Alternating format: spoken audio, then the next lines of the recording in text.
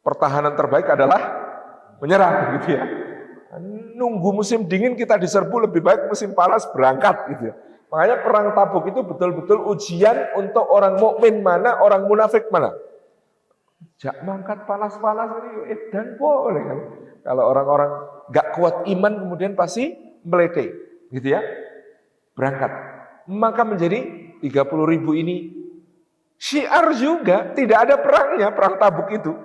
Tidak ada clash-nya, cuma pemimpin Duma Ukaidir bin Abdul Malik Al-Kindi sempat mau rencananya mau melawan, tapi didatangi Khalid bin Walid dengan 300 pasukan sudah langsung nyerah, selesai.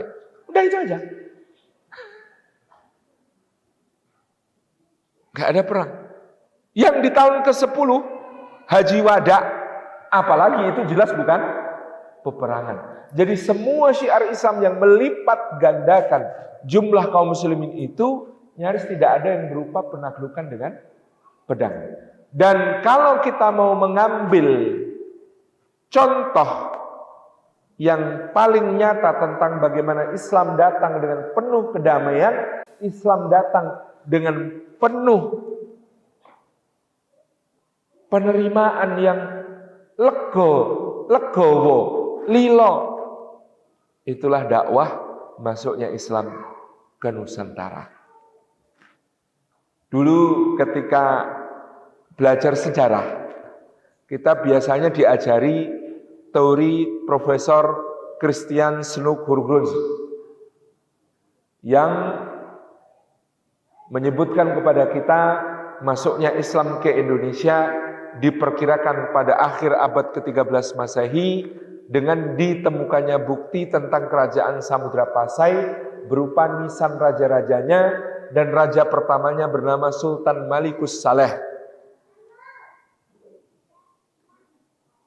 Datangnya Islam ini melalui Gujarat, India, ditengarai dengan persamaan antara nisan-nisan di Pasai dengan nisan-nisan yang terdapat di Gujarat, India. Karena dulu saya masih kecil, ya ming mantruk, ora paham. Tapi begitu kita gede sedikit, kita menyadari betapa lemahnya teori yang disebut sebagai teori Gujarat ini. Satu, masuknya Islam abad 13 dibuktikan dengan berdirinya kerajaan Samudra Pasai.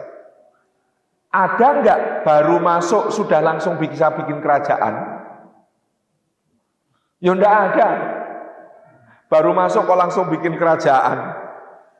Pasti sudah melalui proses yang panjang sampai bisa membangun satu masyarakat yang solid, lalu kemudian mendirikan sebuah kerajaan yang mapan dengan administrasi yang teratur.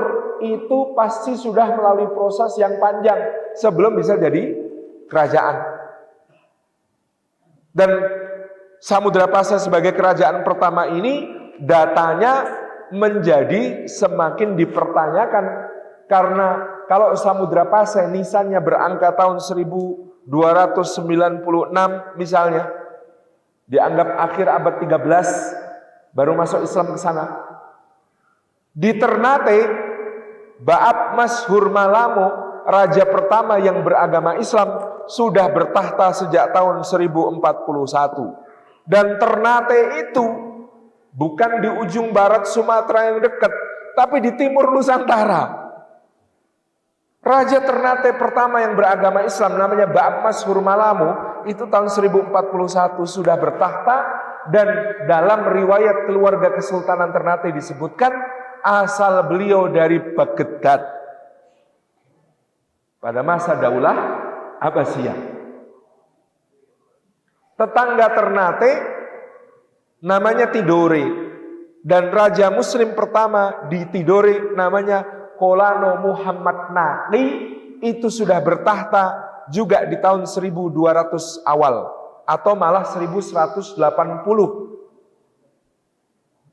120 tahun sebelum Samudra Pasai. Yang tadi Ternate 200 tahun sebelum Samudra Pasai.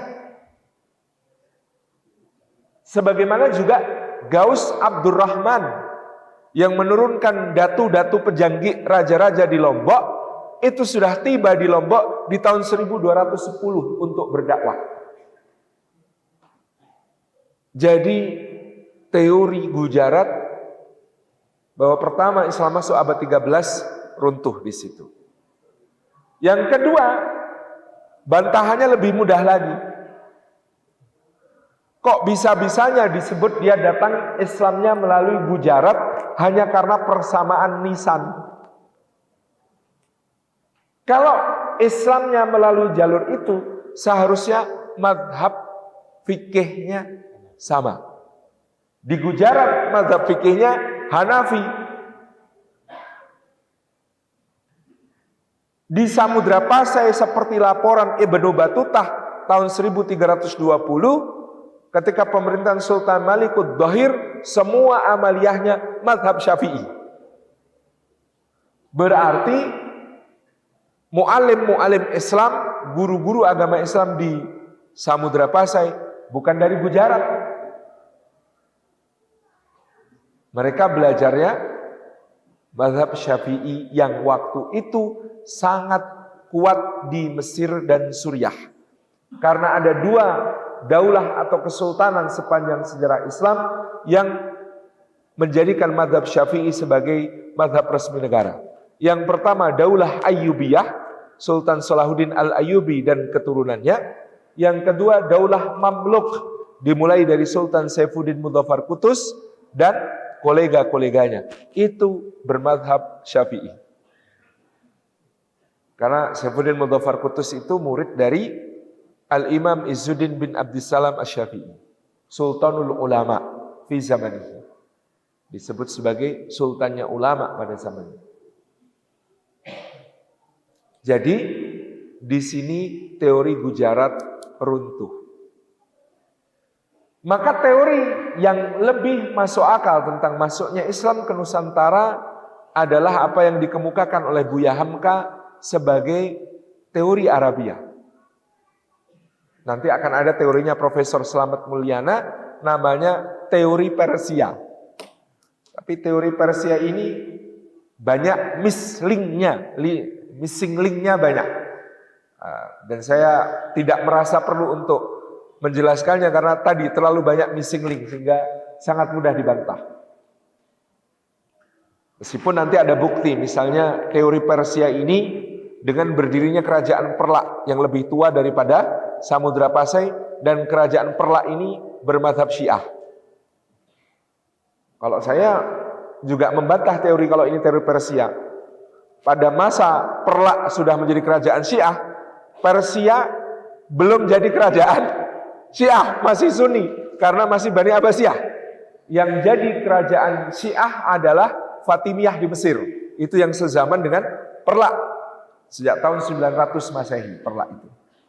Jadi bukan teori Persia sebenarnya, tapi teori Mesir karena Fatimiyahnya di Mesir.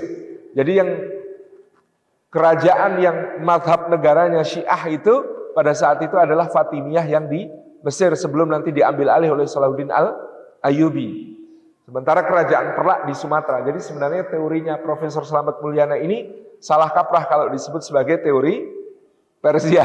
Lebih tepat disebut teori Fatimiyah Mesir. Karena pada saat itu Persia belum menjadi sebuah kerajaan Syiah. Baru jadi kerajaan Syiah di tahun 1500-an. Masih panjang prosesnya sampai menjadi ke sana. Ini yang kita akan lebih seriusi adalah teori Arabia yang dikemukakan oleh Buya Hamka, Mangaraja Onggang Parlindungan, beberapa tokoh-tokoh lain yang juga sangat serius mengkaji sejarah masuknya Islam ke Nusantara, termasuk yang di masa kini ada Kiai Haji Ahmad Baso dari Sulawesi Selatan ya, yang sangat tekun mengkaji berbagai naskah-naskah tua dan lontara-lontara baik yang ada di Indonesia maupun yang ada di Belanda. Maka semua sepakat teori yang lebih tepat adalah teori Arabia. Pertama, teori Arabia terbukti dengan kronik-kronik dinasti Tang. Kronik-kronik dinasti Tang sejak abad ke-7 tahun 600-an akhir